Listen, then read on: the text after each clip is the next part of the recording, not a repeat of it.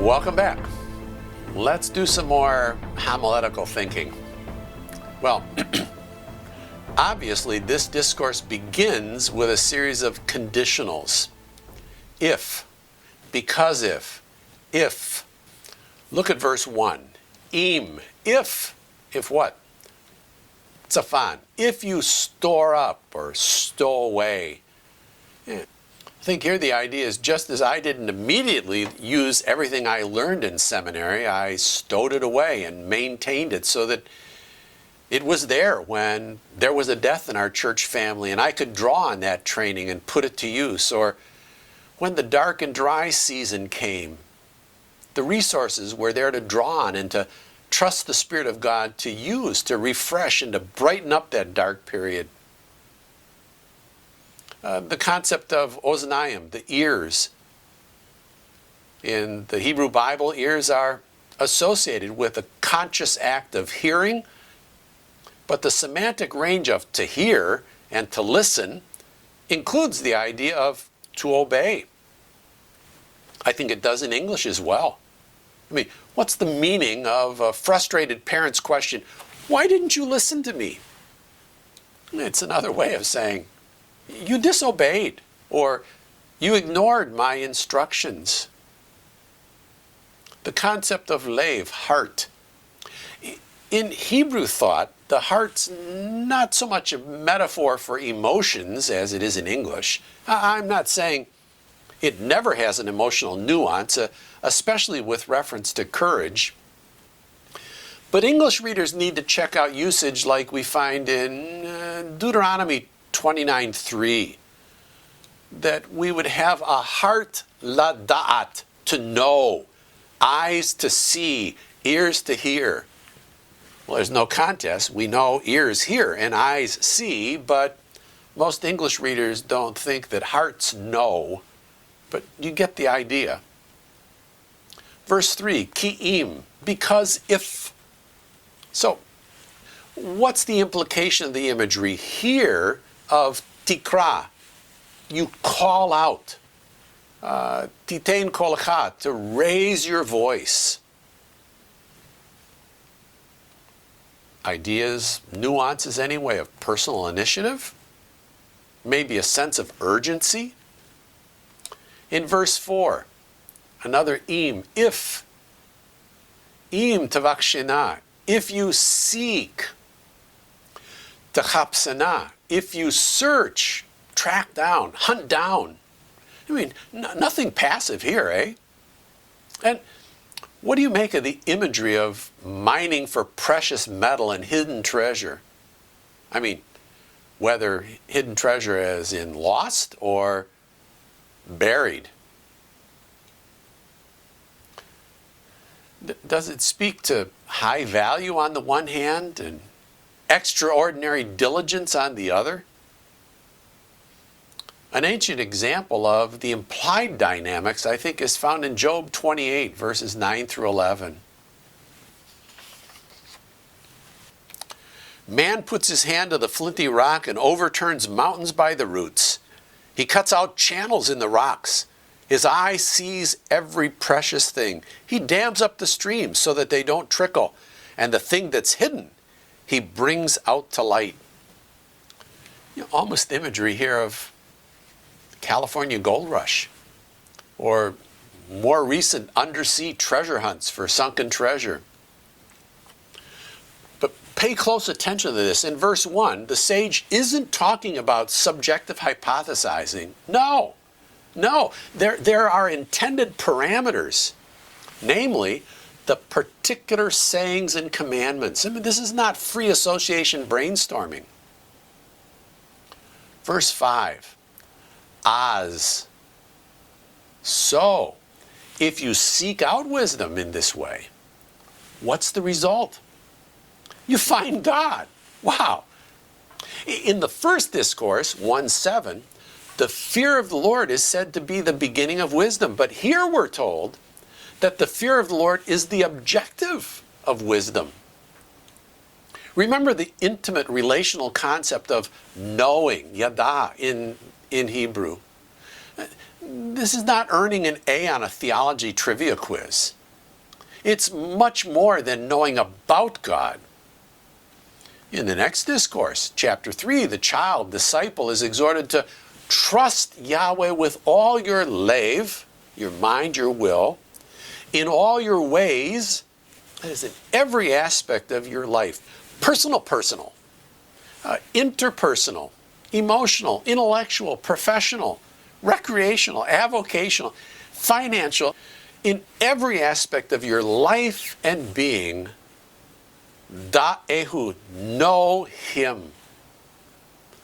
Commonly, English translations, I think unfortunately, offer acknowledge. But to too many English readers, they think, oh, recognize him. I acknowledge him. Somebody waved at me. I can not have eye contact. I can acknowledge him. Or I see somebody and I recognize them, but I can't put a name to that face. But I know I've seen him somewhere before. No, this is not about a friendly wave. It's about cultivating an intimate relationship with the God who is there in every aspect of my life. Verse 6, Ki Adonai yitain.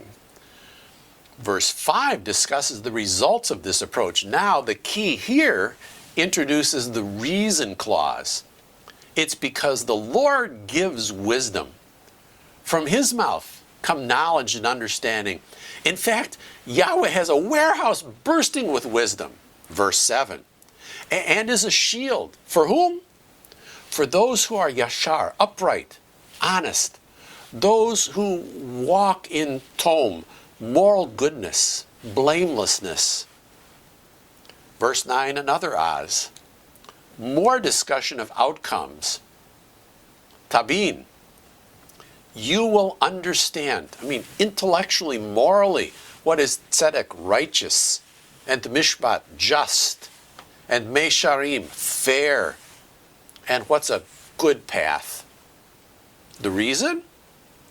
Wisdom will enter your lave, your mind. Knowledge, the object of which this discourse is being God himself, verse 5, and his word, verse 6.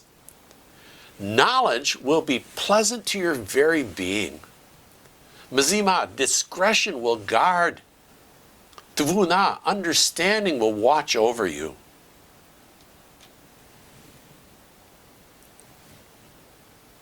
So, what's the purpose?